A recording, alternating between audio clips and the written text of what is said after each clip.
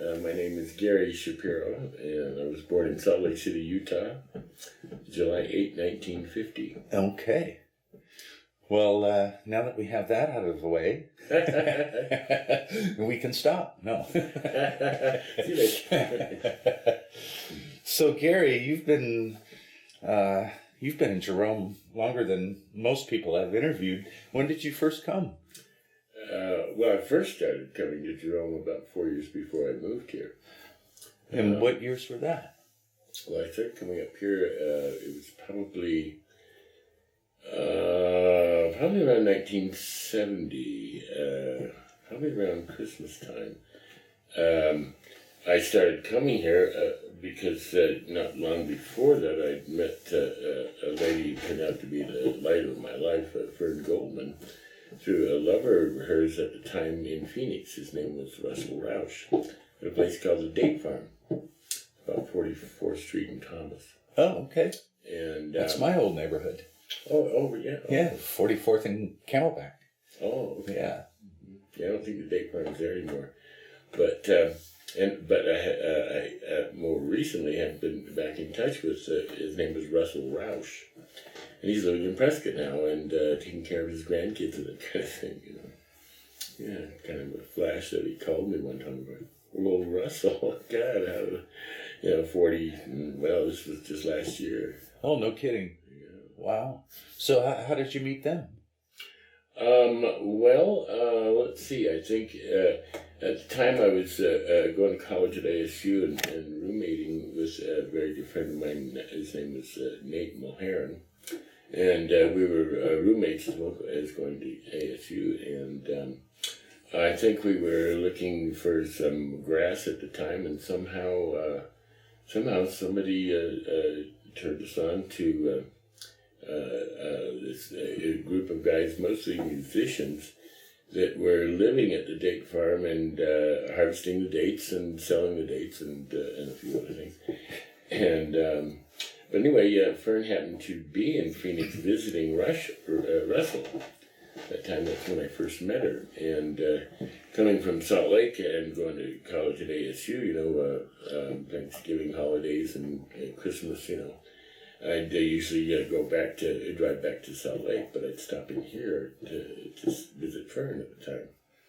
And at that time, she had a little store called the Downhill Trading Company and Mingus Mountain Luthiers.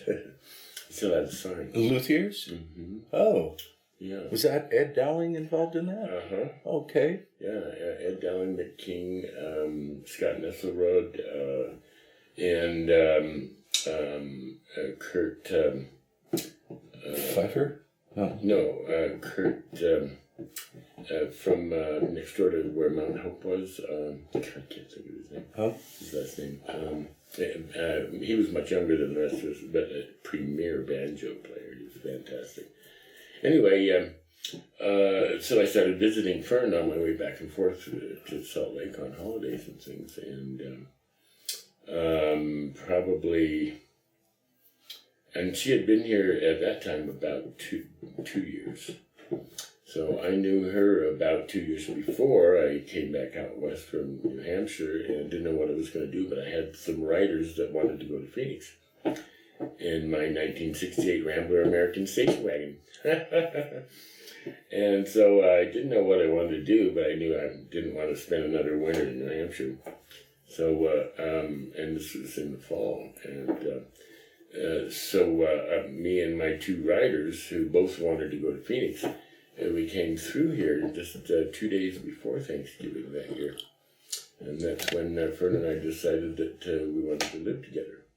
We got there about 2 days before Thanksgiving, not even realizing, but we stayed for those 3 days to help her put on what became an annual Thanksgiving feast that she would put on for all those hippies in town. And so I dropped them off in Phoenix, ran back to Salt Lake and picked up what stuff I had left there, and came back down here and moved in with her. No kidding. What? How? In November of 1974. 1974. So let's back up a little bit. What were you studying at ASU? I actually majored in philosophy. No kidding. Mm-hmm. I and I did that. See, I never went to college to like get a job, and I was just like a C student in high school because I knew that in those days, if you were a resident of the state in Utah, the university had to accept you no matter what your grades were. You just have to take 101 classes to catch up. But I decided to major in philosophy not only because I really enjoyed the philosophy classes that I took, but I realized I could ally a major in philosophy with anything the university offered. In those days, you usually had to be in liberal arts, or you had to kind of take your classes cloistered around your major, different departments. But majoring in philosophy, you could take anything the university offered. It would still be credit. So yeah, knowledge is knowledge. Yeah, and interesting. Did you graduate or? I got down to the last semester at ASU, my senior year in college, and one of my professors taught Japanese and Japanese literature and translation, and we became pretty good friends. And he had the previous 10 years been going to Japan every summer for 2 months. And he asked me if I wanted to go. And I said, well, I'll never have an opportunity like that. Not only a translator, but free places to stay and go to Japan. And so I did that, much to my parents' disappointment, because I never finished school in college. But I didn't care really, like I said, I didn't go to college to get a job or anything. I just wanted to do it. And that last semester, I had all the professors that I wanted. The times were perfect and all that, but I was just sick of it. Sick of going to college. Huh. And this opportunity, I'm going, yeah, let's do that. Yeah. So you go to Japan, stay 2 months? Yeah, almost 2 months. Mm-hmm. And then you returned, I guess, to Salt Lake? We flew back into Seattle 2 weeks before we left. We were on the high-speed train, the Shinkansen, on the way to Kyoto. And I had bought a wallet in Tokyo, and it was, a real shiny patent leather. It was a beautiful wallet, but it was kind of long, and it either just slipped out of my pocket on the train or someone picked my pocket. We got to Kyoto, and I didn't have any money or anything except my passport. So I borrowed some money from my friend and got back on the train and stayed where we had been staying in Tokyo. He was actually a surgeon, Dr. Domoto. And he was planning on touring Europe, so he let us stay in his house for probably that whole month. Before that, we'd be staying with some friends of my professor friend in Tokyo. But anyway, so I got back to Tokyo, it was $20 that I borrowed, and hung out by the neighborhood swimming pool at the doctor's, house, and just kind of read a bunch of books and things like that, and then I got back on the plane and ended up in Seattle, and I think I borrowed another. No, that's right. No, I didn't even borrow any more money. But I got back to Seattle, got off the plane. I was absolutely broke. I mean, I didn't have any money, and no way to get anywhere other than hitchhiking. So I just started hitchhiking from Seattle, and I went to San Francisco and stayed with a friend of mine that was living there for a little bit, and decided that I wanted to, live in San Francisco. So I did get back to Salt Lake, did a little work for my folks, and got enough money, and I had my '64 Volkswagen there, so I drove back to San Francisco and started living there. I was there about a year and a month or so. But kind of realized the job opportunity situation. I had a job. I was doing food prep at Mama's restaurant in Macy's basement in San Francisco. Now, what year was this? God, let's see. That would have been It would have been probably 71. Okay. Anyway, I did that for a while, and then my best friend at the time and roommate from ASU that last year, Nate, had come back out west and went back to Tempe and got a job, and I decided San Francisco wasn't going to do it for me, and went back to Phoenix and worked for a while there, and then went back to New Hampshire with my friend Nate and another person, and was there for about a year and a half, and that was my first construction job. I got a job after living in New Hampshire for about 2 weeks. I got a job at a development in New Hampshire, and realized that I really enjoyed digging. And I'd never done it before, but I really dug it. So. It ties into philosophy, I think. We laid water mains and sewer mains. And I worked with a blaster. In New Hampshire, it's all granite. And so there's, at the time, it was one of the world's, I think it was the second largest backhoe that was made to dig through the granite. And before the backhoe got there, the blasters would come through and blast, a trench up the middle of the streets, which were dirt at the time. Anyway, and when it got too cold to work, the blasters hired me to help them because they could work what it was like that. You're running what's called an air track.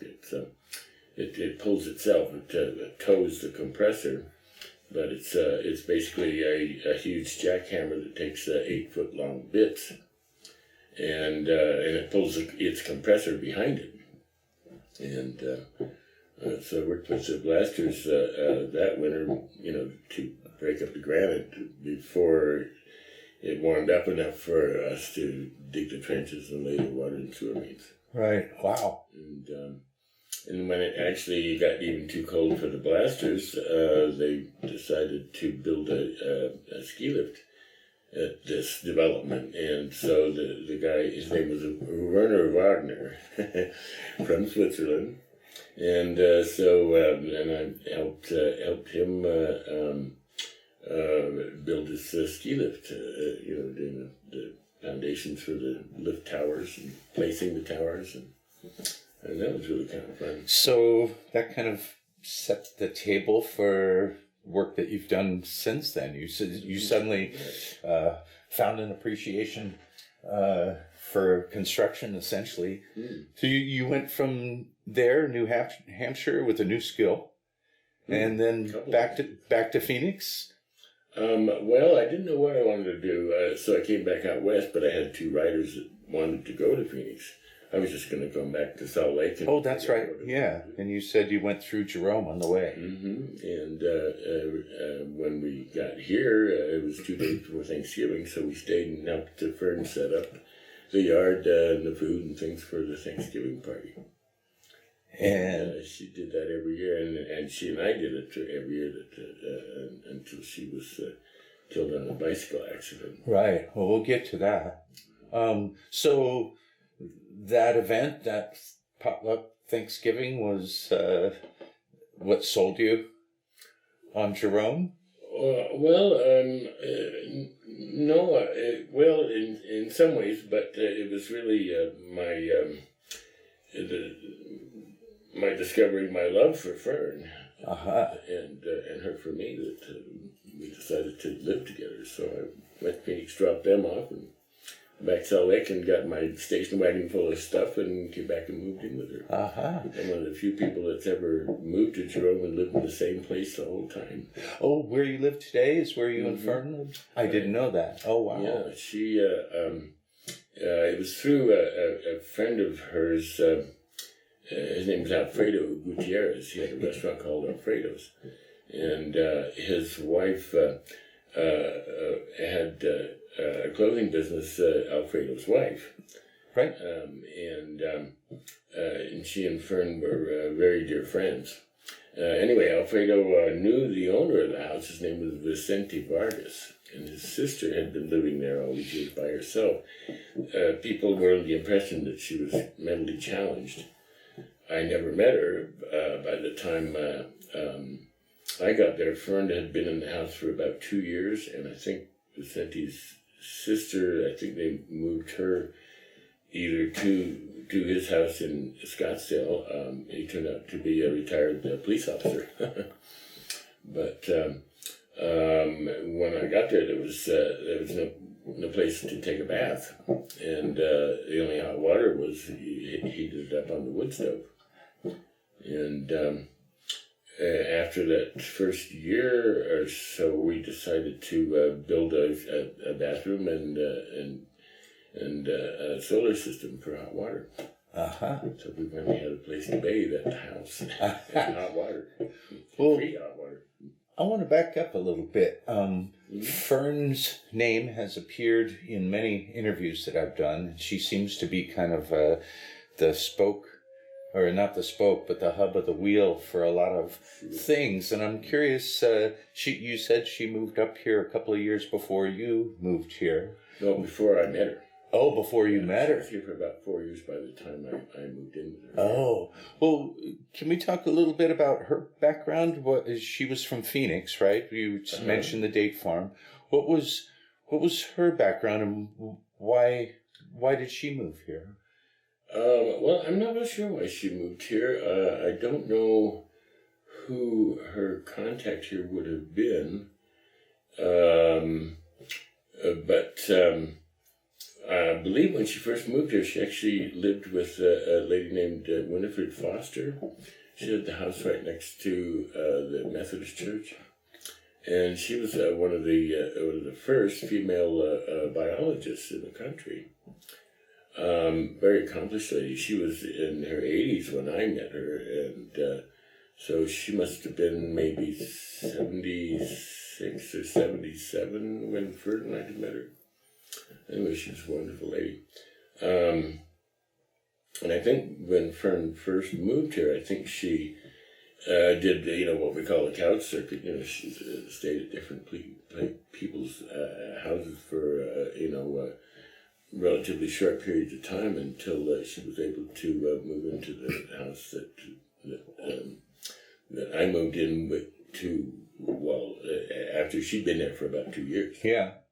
We paid $25 a month rent, and 5 of that was the land lease to the mining company. What a deal!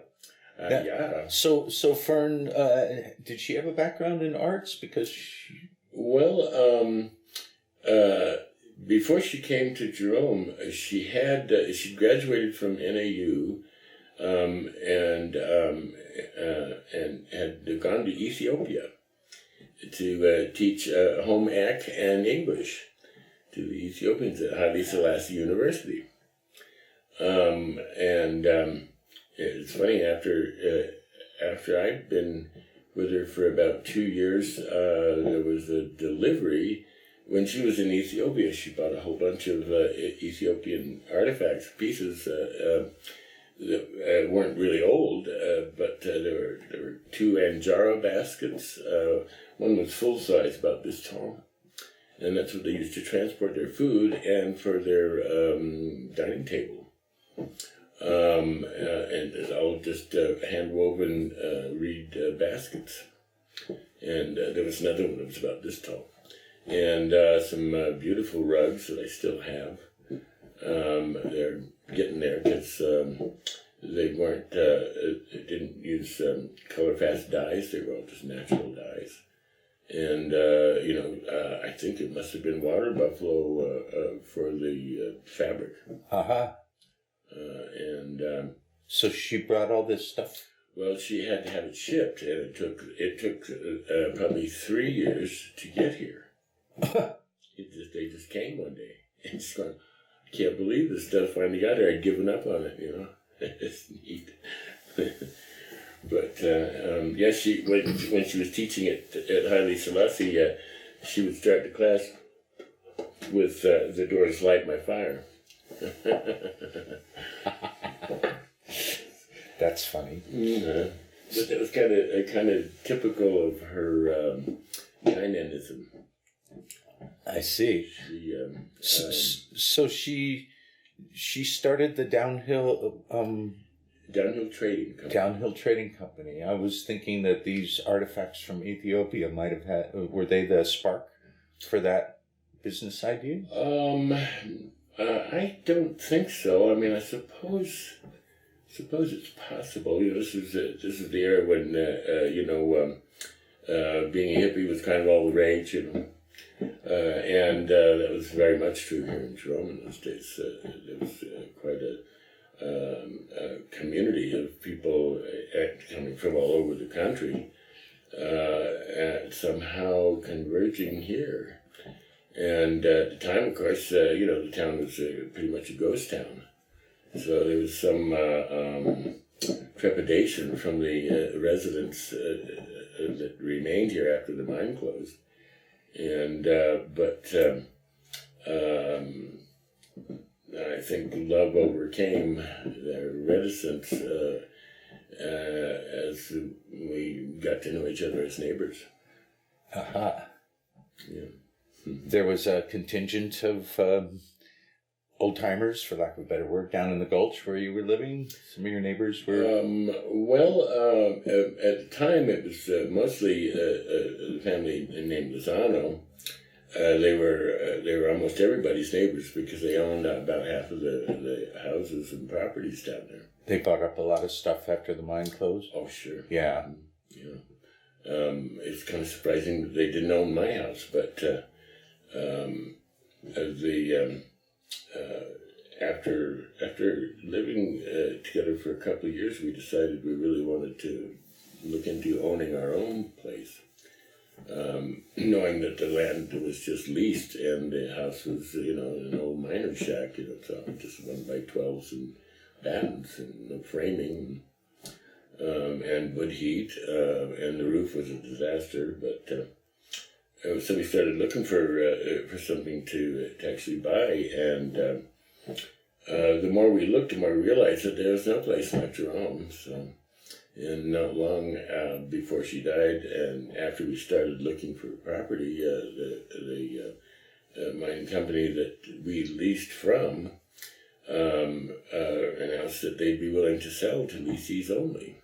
And it was a wonderful deal. They paid for the survey, they carried the balance. And they just said, stake out how much you want. It was supposed to be 55 cents a square foot, but they didn't say that on a slope it would be prorated, or I would have bought more at the time.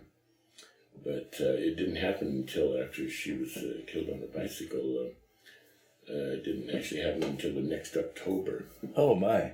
And her accident was a week after her birthday, and. Her birthday was January 14th, and that January 14th, I'd given her a bicycle at 10 speed for her birthday. I gave it to her around Thanksgiving though, because she was on a weight loss program, and she was so in control. She just glowed. And the week before her accident, she put on a bicycle race from where the number one is now, to Camp Verde. Oh my goodness! And and she won the race. She and I think there were 5 other people riding bicycles to Camp Verde. Wow! And she won the race. And one of my very favorite pictures is a picture someone took of her on a bicycle during the race, and she just glowed. She was so happy. And anyway, it was just a week later that she rode down the hill for the first time by herself. She'd ridden down the hill with her friend Ava, that was Alfredo's wife, and she was trying to lose weight as well. And but by then, friend had lost 80 pounds. And she just glowed. She was so happy, and so in control. her weight never bothered me, but she was always rather overweight. She was only about 5'4". But when we got together, she was probably about 250 pounds or so. Mostly in her hips, but she never had an image, a self-image of herself of being overweight until that last year or so. And she tried all kinds of diets and things, but she lit upon a publication called The Psychological War on Fat. And it really worked for her. You could eat anything you wanted. You just kind of, watched the portions. And rewarded yourself. You make a list of wants. And, when you... and it wasn't based on weight loss alone. It was just based on, how you were feeling about doing things. And it really worked for her. And it was really wonderful. Anyway, Well, she drove down the mountain, or rode down the mountain on her bike from your house? I think actually she started from uptown. I got to kiss her goodbye that morning. We were involved in a cooperative store called Emiliano's. At the time, it was where the fudge shop is now. And there were 12 of us, and she made clothes. And the store was really doing pretty well. Anyway, in the winter, in those days, I was pruning trees for a living. I was down in Cottonwood pruning some trees for some friends of ours when we got the call. What we think happened was she was on her way down the hill, and of course, the bicycles in those days were the old style 10-speed, with the handlebars like that, and the little tiny tires. Yes. And there were no other vehicles involved. What we think happened, coincidentally that day, and it was a beautiful day, but right around the time that we believe she left the road, we think it was one of those very occasional, rather strong winds that might have blown her off the pavement, and or she might have just experienced a flat. A lot of people thought it was because of the cattle guard, but it was down the road quite a ways farther. It wasn't the cattle guard, but unless that might have flattened it. Right. But that we're not sure of. She left the road and lost control in the gravel, and the bicycle hit a rock, and she went over, and her head met the rock, and she died about 24 hours later. It was a huge loss, not only for me, but for the whole community at the time. She was I gather that. well thought out. Yeah. And what year was this, Gary? That would have been, it was January 22nd. It was actually... Record there again. Do another white balance. Thank you. That's good enough. And that. Okay. Make sure you're in focus. That was George Weissman right there.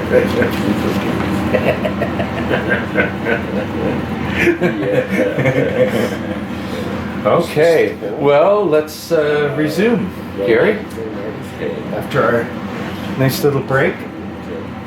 Something that I'd like to mention that, I'm incredibly lucky. I've been so showered with love since all my life. I just can't even understand it.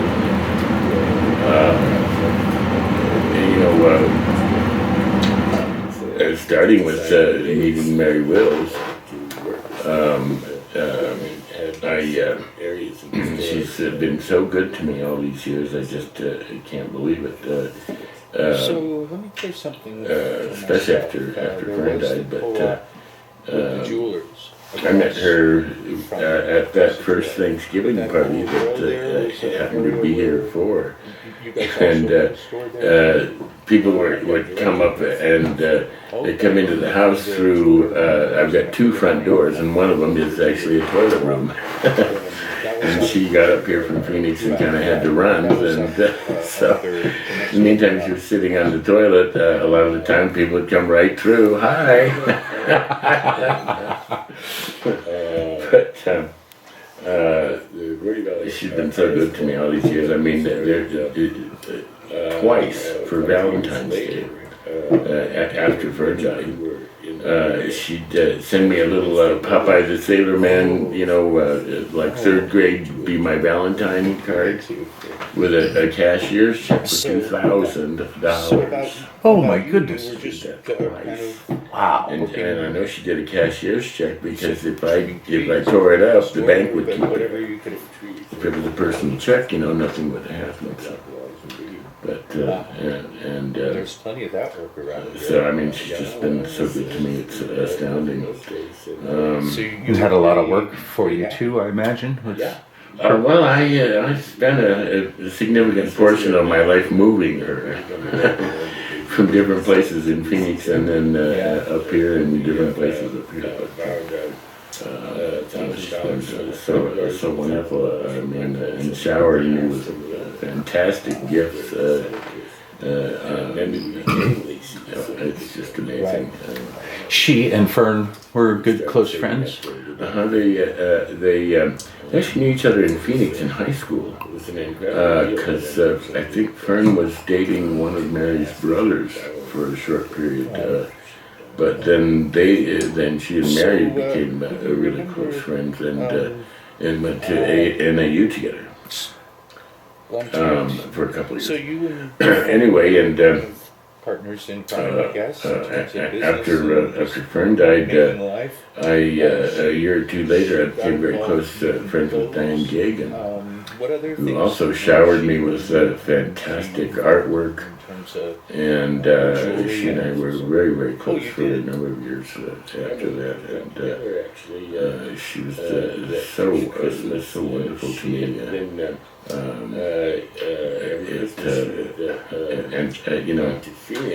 all my friends here in Jerome, I've just been so showered with love. I just can't even understand it. It just gets me, But also been an incredible light in my life. And a number of people that we could go on for hours probably. But well, any stories of events in Jerome, folklore, stuff like that stick in your mind?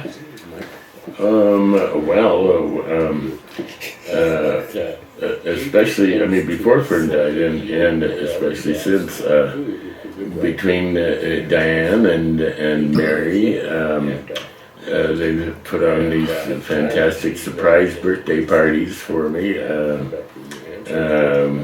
One down at Urtco, and I think most of the townspeople was down there. They had a great big backyard.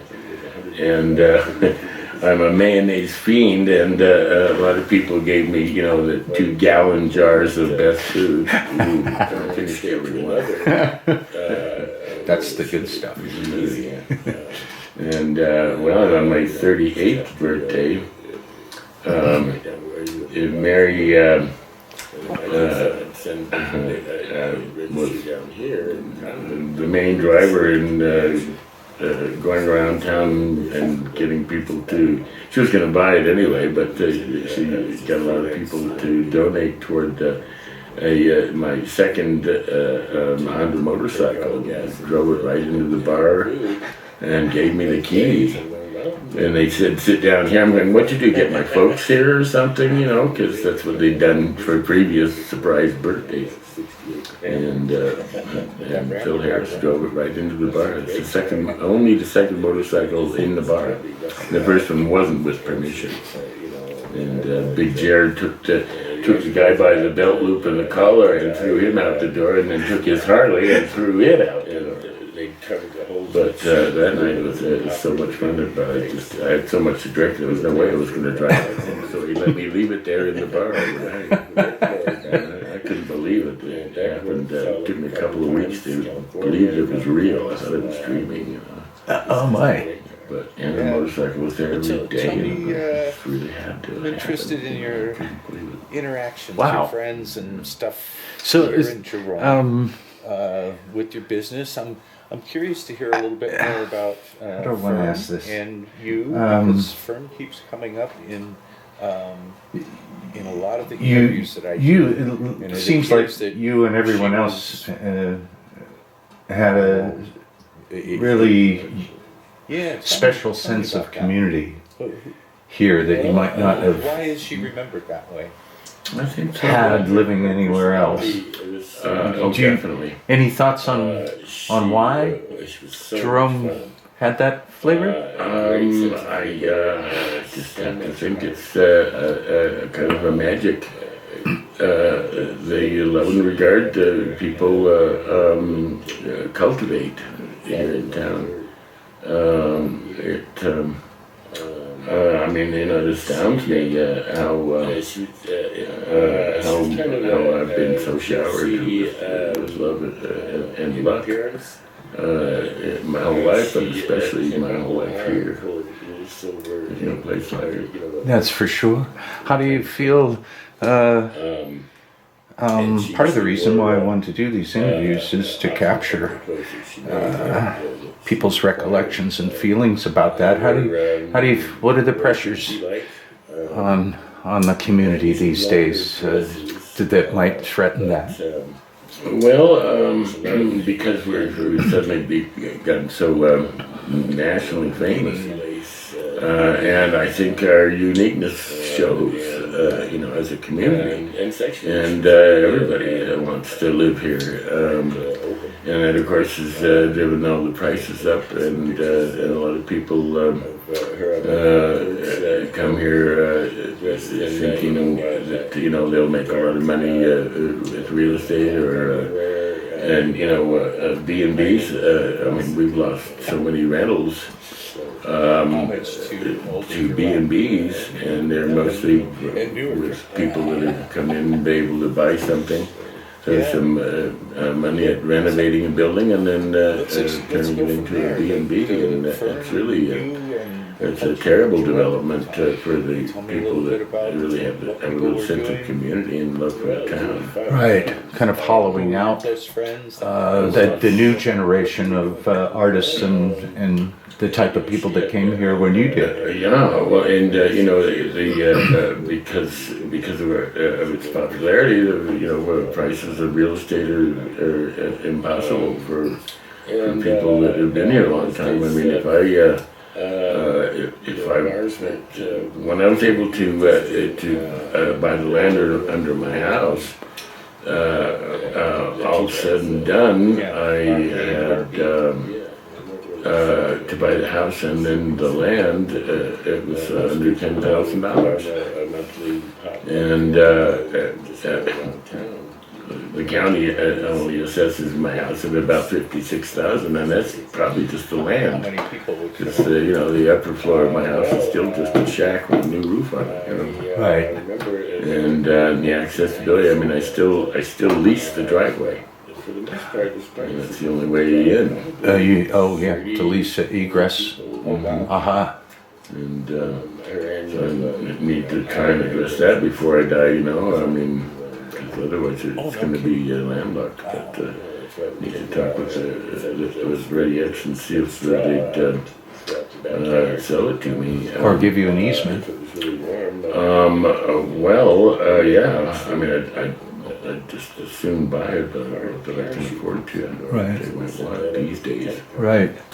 In the meantime, I'll just continue leasing it. It had been $60 a year, $5 a month. Oh my goodness. But from what I understand, the management has changed, and my understanding is that the lease is going to go up, but I haven't asked them how much yet.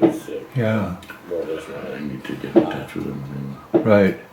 Well, you evolved in. I mean, you learned a lot of skills, collected a lot of skills over the years in terms of repair, heaters, plumbers. You're kind of the go-to guy for the town. All of us give. It's so funny. Some of the calls I get. Well, you were with me last night, and Gal's washing machine wasn't empty, and she just texted me, so I called her back and I said, "Is the lid open?" And she said, "Oh, yeah." And I said, "Close the lid, it'll take right off." And then she texted me back, "You're so wonderful," you know. They said, that's funny, some of the calls I get. But I love remote control repair, you know. Yes, even better. So another beer. Who were your closest friends? Problem solved. Yeah. Well, you're the man. I mean, we all call you for our issues.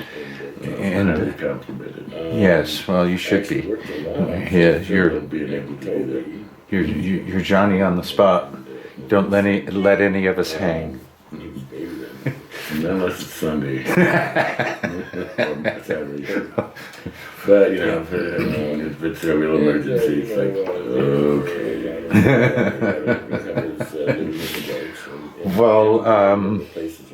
Well, I tried fishing for a folklorish story. Any well, you know, I've been so any things that you might know that no one else does?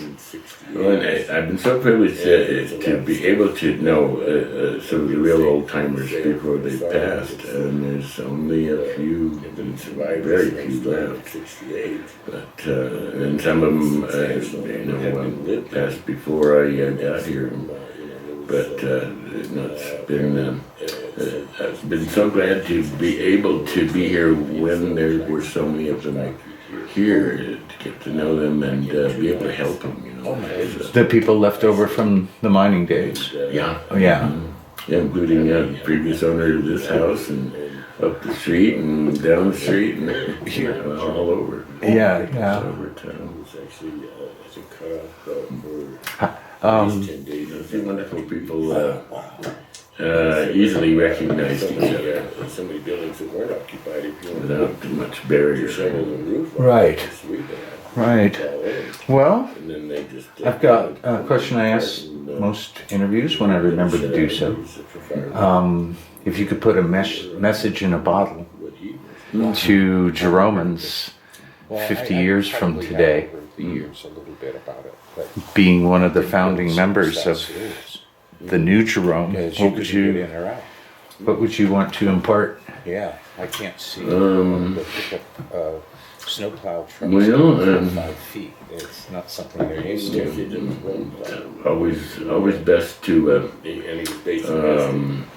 watch the words you speak, because they may be among the ones you might have to eat.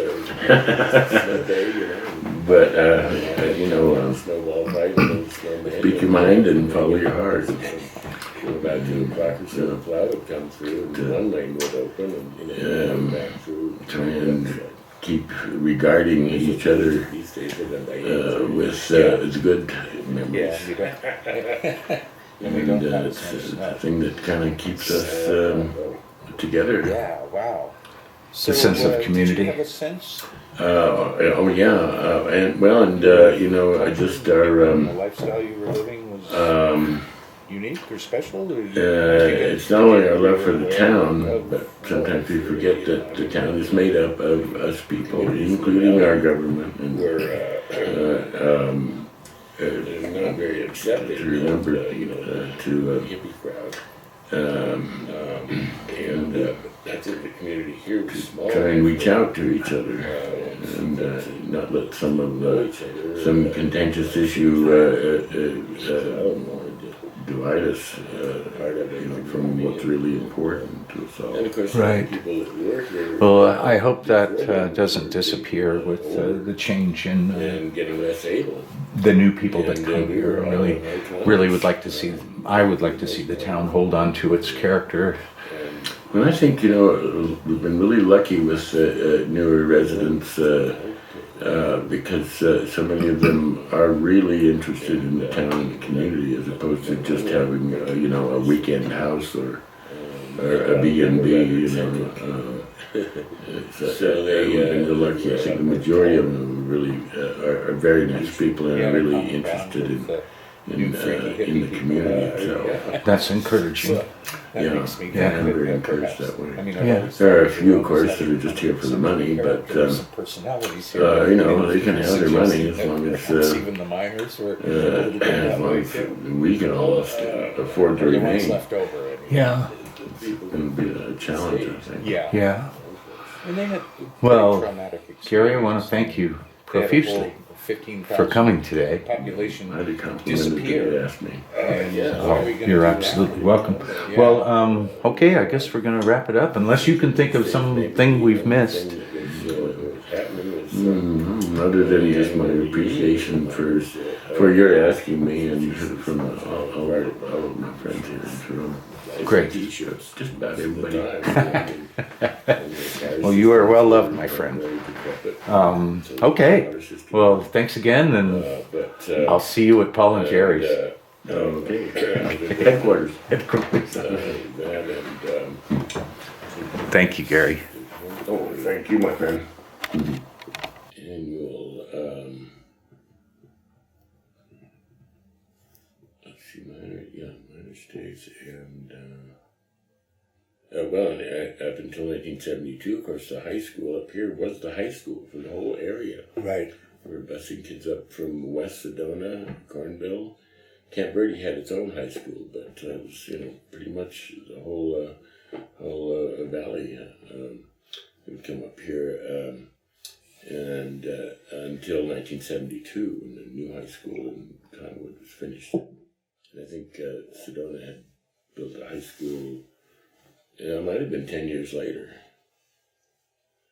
Right. Well, back to my question about your culture here. What was drug and alcohol use like back then?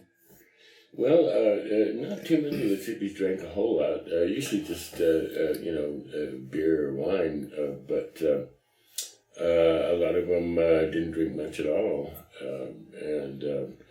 And so the parties weren't really big drinking parties. There was a lot of smoking grass and music, and the music was always great. And just fun people, we all...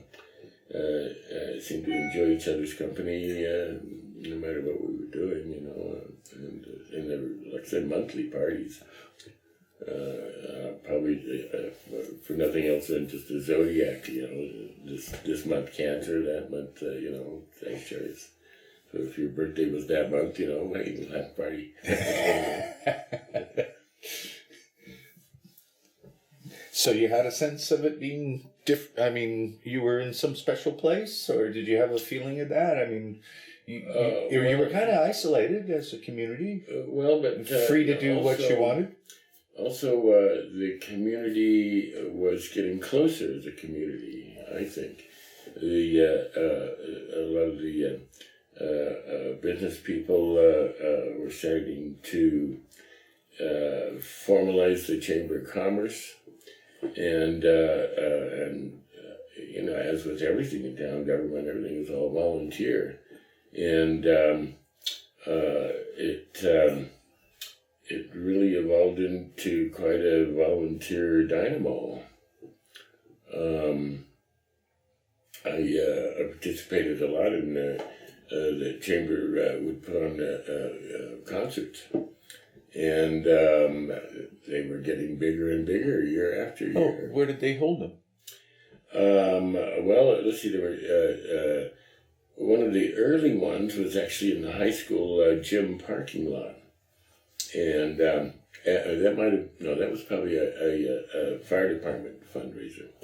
Out where Western Heritage has its storage for wood and stuff back behind there. Okay. Right. See, and a lot of that affiliation with the high school. Came after the previous manager of the mining company. This was Verde X, Right. not Phelps Dodge. No, Verde Extension. And because they owned the high school, but there wasn't much at all happening in the gym,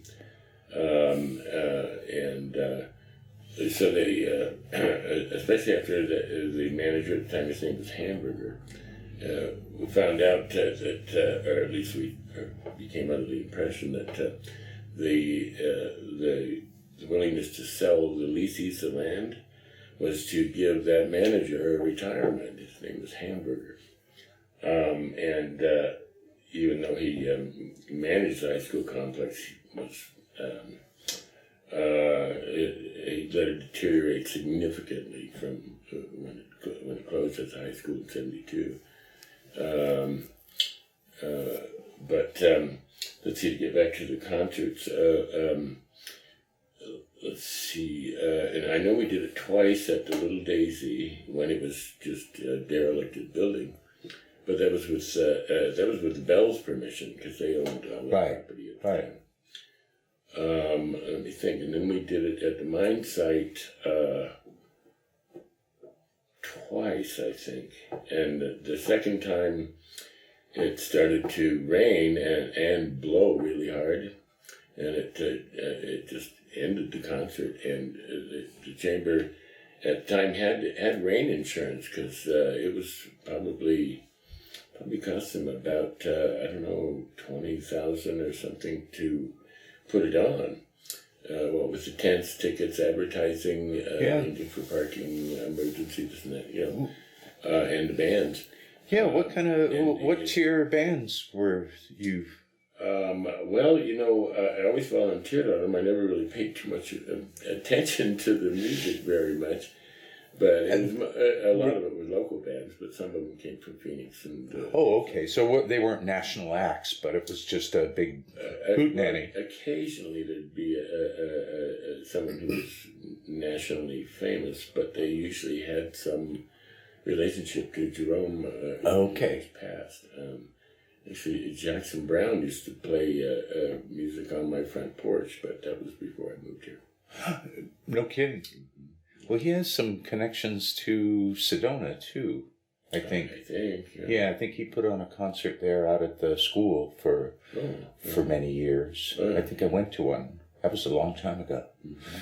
Wow, so you had these big concerts. Yeah, I mean... we don't do too much of that these days. Well, we had the one... That last one, the Chamber lost. They lost everything on it. Ah. Actually, insurance wouldn't kick in unless there was, just like another eighth of an inch of rain. Oh. It didn't rain enough. It just... Enough to shut it down. Enough wind to blow all the tents over and drive everybody away. So that was disappointing, especially after our successes over all those years before. Yeah. And what years was this? God, that's hard for me to think. Let's see. Because it's been easily, it's got to be at least 15 years ago. Well, is before Fern's passing or after? After. Okay. So late 70s, early 80s. Because she passed in 79? Right. Yeah. And the chamber things started gearing up probably about 82, 84.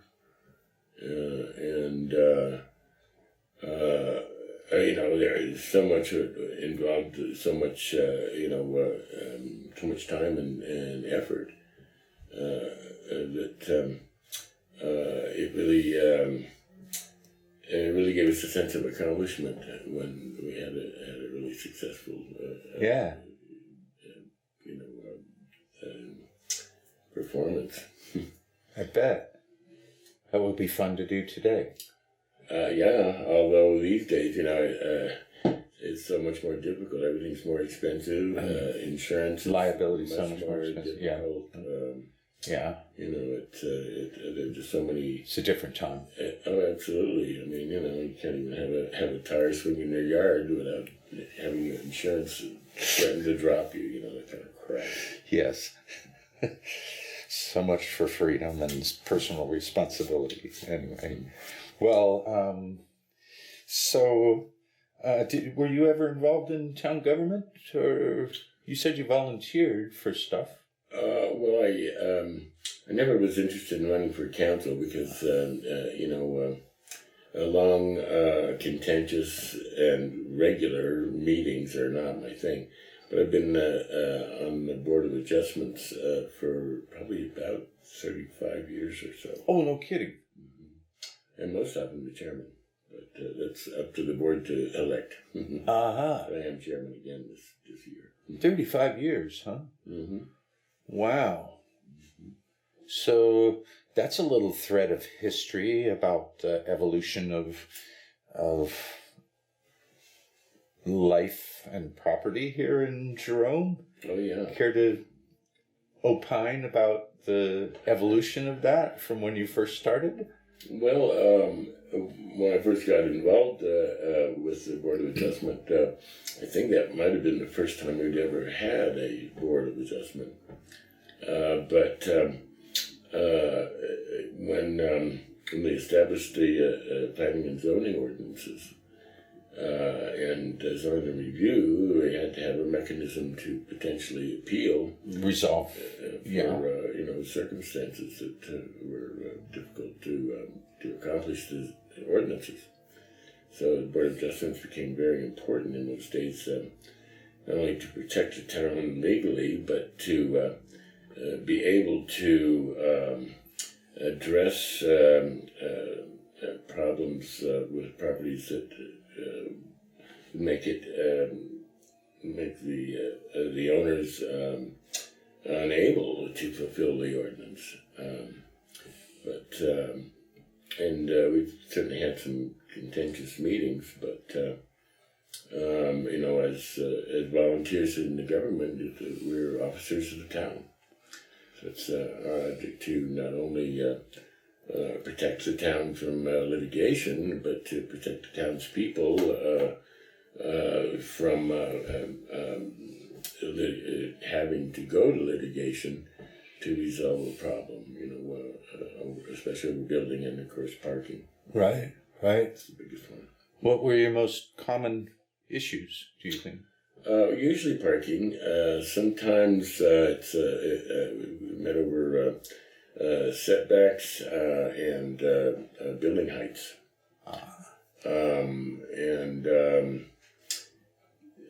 For new construction?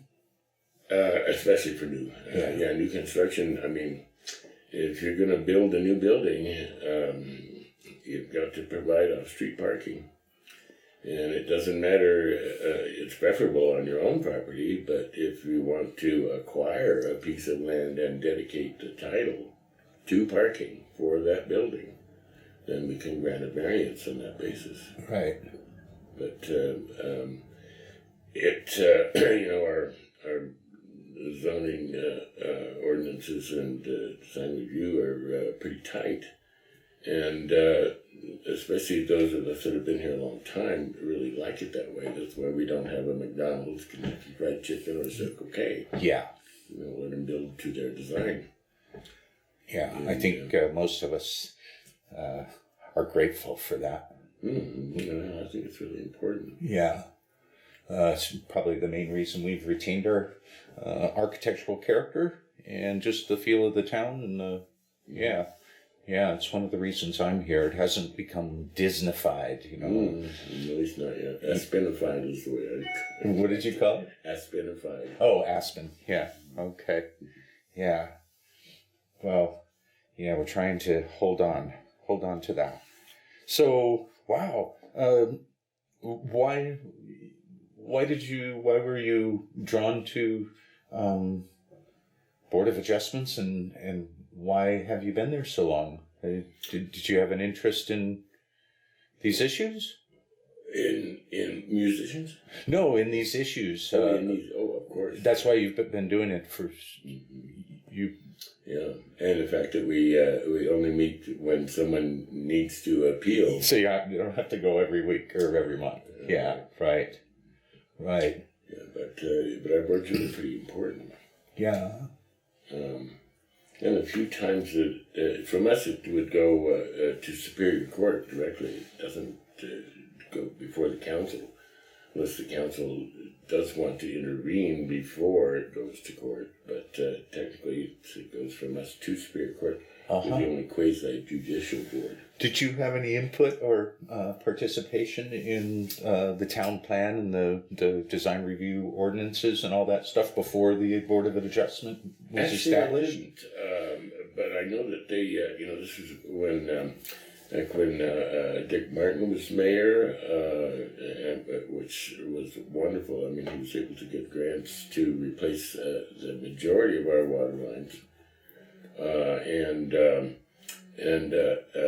In those days, those of us that came to town as hippies, we were pretty much involved in the town government because we could step up, and we were members of the community and had a very strong interest in the preservation of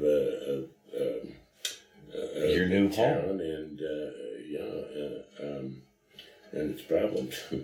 Well, and indeed there were a pile of those, huh? Richard has told me quite a bit about the challenges that were before them. Can we take a short break? Certainly. Okay. Something that I'd like to mention that I'm incredibly lucky. I've been so showered with love all my life. I just can't even understand it.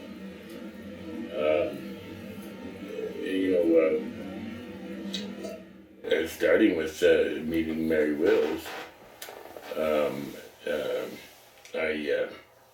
she's been so good to me all these years. I just can't believe it.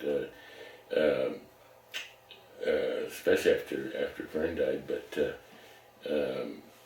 I met her at that first Thanksgiving party that I happened to be here for, and people would come up and they'd come into the house through. I've got two front doors, and one of them is actually a toilet room. And she got up here from Phoenix and kind of had to run, and so in the meantime she was sitting on the toilet. A lot of the time people would come right through. Hi. But she's been so good to me all these years. I mean, twice for Valentine's Day, after Fern died, she'd send me a little Popeye the Sailor Man, like third grade Be My Valentine card with a cashier's check for $2,000. Oh my goodness. She did that twice. Wow. And I know she did a cashier's check because if I tore it up, the bank would keep it. If it was a personal check, nothing would have happened. So, but so I mean, she's just been so good to me. It's astounding. And had a lot of work for you too, I imagine. Well, I spent a significant portion of my life moving her from different places in Phoenix and then up here and different places up here. But she's been so wonderful. I mean, and showering me with fantastic gifts. It's just amazing. She and Fern were good close friends. They actually knew each other in Phoenix in high school, because I think Fern was dating one of Mary's brothers for a short period. But then she and Mary became really close friends and went to NAU together for a couple of years. Anyway, and after Fern died, a year or two later, I became very close friends with Diane Gagan, who also showered me with fantastic artwork.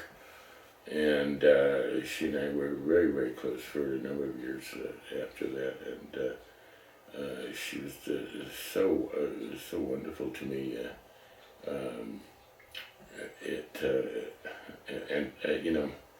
And all my friends here in Jerome, I'm like I said, I've just been so showered with love. I just can't even understand it. It just gets me, you know. But and any number of people that, you know, we could go on for hours probably, but Well, any stories of events in Jerome, folklore, stuff like that that stick in your mind?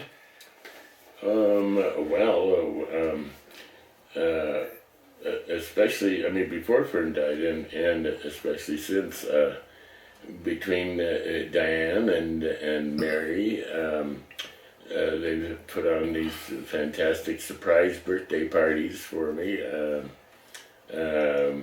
One down at Urtco, and I think most of the townspeople was down there. They had a great big backyard.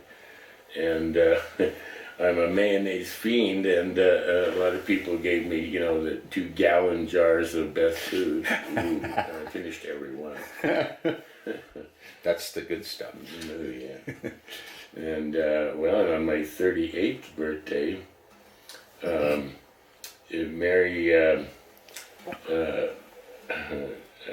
was the main driver in going around town and getting people to, she was going to buy it anyway, but she got a lot of people to donate toward my second Honda motorcycle. Drove it right into the bar and gave me the key. And they said, sit down here. I'm going, what'd you do, get my folks here or something, you know, because that's what they'd done for previous surprise birthdays. And Phil Harris drove it right into the bar. It's only the second motorcycle in the bar. The first one wasn't with permission. And Big Jared took the guy by the belt loop and the collar and threw him out the door, and then took his Harley and threw it out the door. But that night it was so much fun, but I had so much to drink, there was no way I was going to drive it home. So he let me leave it there in the bar overnight. I couldn't believe it. It happened. It took me a couple of weeks to believe that it was real. I thought I was dreaming, you know. Oh my! But and the motorcycle was there every day, and I'm going, this really had to have happened, you know. I couldn't believe it. Wow. Yeah. So is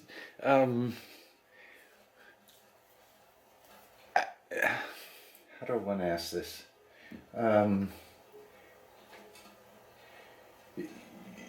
It seems like you and everyone else had a really special sense of community here that you might not have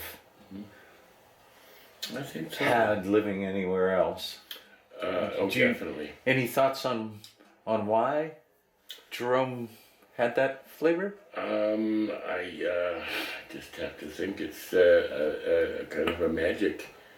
The love and regard people cultivate here in town. I mean, you know, it astounds me how I've been so showered with love and luck my whole life, but especially my whole life here. There's no place like it. That's for sure. How do you feel? Part of the reason why I wanted to do these interviews is to capture people's recollections and feelings about that. What are the pressures on the community these days that might threaten that? Well, because we've suddenly gotten so nationally famous, and I think our uniqueness shows, you know, as a community, and everybody wants to live here, and that of course has driven all the prices up, and a lot of people come here thinking that, you know, they'll make a lot of money with real estate and you know, B&Bs. I mean, we've lost so many rentals to B&Bs, and they're mostly with people that have come in and be able to buy something. So some money at renovating a building and then turning it into a B&B, and it's really it's a terrible development for the people that really have a real sense of community and love for the town. Right. Kind of hollowing out the new generation of artists and the type of people that came here when you did. Well, and because of its popularity, prices of real estate are impossible for people that have been here a long time. I mean, when I was able to buy the land under my house, all said and done, I had to buy the house and then the land. It was under $10,000, and the county only assesses my house at about $56,000, and that's probably just the land. Because the upper floor of my house is still just a shack with a new roof on it. Right. And the accessibility. I mean, I still lease the driveway, and that's the only way in. To lease egress. Mm-hmm. Uh-huh. And so I need to try and address that before I die. I mean, because otherwise it's going to be landlocked. But need to talk with Bertie X and see if they'd sell it to me. Or give you an easement. Yeah. I mean, I'd just as soon buy it, but I don't know that I can afford to. Right. They might want these days. Right. But in the meantime, I'll just continue leasing it. It had been $60 a year, $5 a month. Oh my goodness! But from what I understand, the management has changed. And my understanding is that the lease is going to go up, but I haven't asked them how much yet. Yeah. I need to get in touch with them. Right. Well, you evolved in. You learned a lot of skills, collected a lot of skills over the years in terms of repair, heaters, plumbers. You're kind of the go-to guy for the town. All of us much give. And they honor me, really. I mean, it's so funny. Some of the calls I get, you were with me last night, and Gal's washing machine wasn't empty, and she just texted me, so I called her back, and I said, "Is the lid open?" And she said, "Oh, yeah."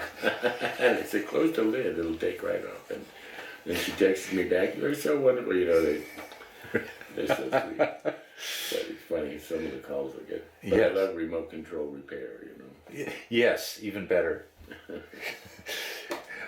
Another beer. Problem solved. Yeah. Well, you're the man. I mean, we all call you for our issues. And highly complimented. Yes. Well, you should be. Yeah, I love being able to do that. You're Johnny on the spot. Don't let any of us hang. Unless it's Sunday. Or Saturday. But, if it's a real emergency, it's like, okay. Well, I tried fishing for a folklorish story. Any, I've been so any things that you might know that no one else does? Well, and I've been so privileged to be able to know some of the real old timers before they passed, and there's only very few left. But and some of them, passed before I got here. But it's been. I've been so glad to be able to be here when there were so many of them here, to get to know them and be able to help them. The people left over from the mining days. Yeah. Oh, yeah. Mm-hmm. Yeah, including the previous owner of this house, and up the street and down the street, and all over. Yeah. All over town. See, wonderful people easily recognized each other without much barrier. Right. Well, I've got a question I ask most interviews when I remember to do so. If you could put a message in a bottle, to Jerome's 50 years from today, being one of the founding members of the new Jerome, what would you want to impart?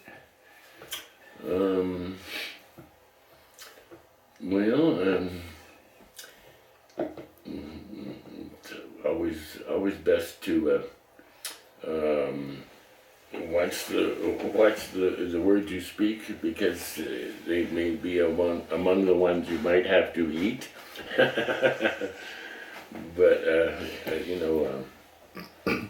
speak your mind and follow your heart, and try and keep regarding each other with good memories.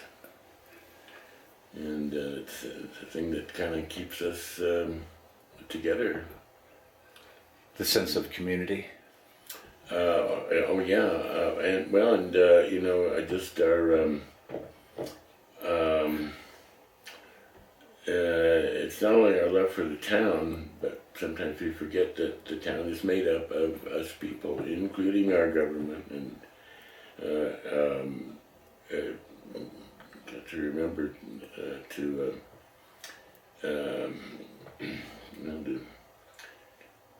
try and reach out to each other, and not let some contentious issue divide us, from what's really important to us all. Right. Well, I hope that doesn't disappear with the change in the new people that come here. I really would like to see. I would like to see the town hold on to its character. Well, I think we've been really lucky with newer residents because so many of them are really interested in the town and the community, as opposed to just having a weekend house or a B&B. We've been real lucky. I think the majority of them really are very nice people and are really interested in the community itself. That's encouraging. Yeah, I'm very encouraged that way. Yeah. There are a few, of course, that are just here for the money, but they can have their money as long as we can all afford to remain. Yeah. It's going to be a challenge, I think. Yeah. Well, Gary, I want to thank you profusely for coming today. Highly complimented that you asked me. Oh, you're absolutely welcome. Well, okay, I guess we're going to wrap it up, unless you can think of something we've missed. Other than just my appreciation for your asking me, and from all of my friends here in Jerome. Great. Just about everybody. Well, you are well loved, my friend. Okay. Well, thanks again, and I'll see you at Paul and Jerry's. Okay. Headquarters. Thank you, Gary. Oh, thank you, my friend.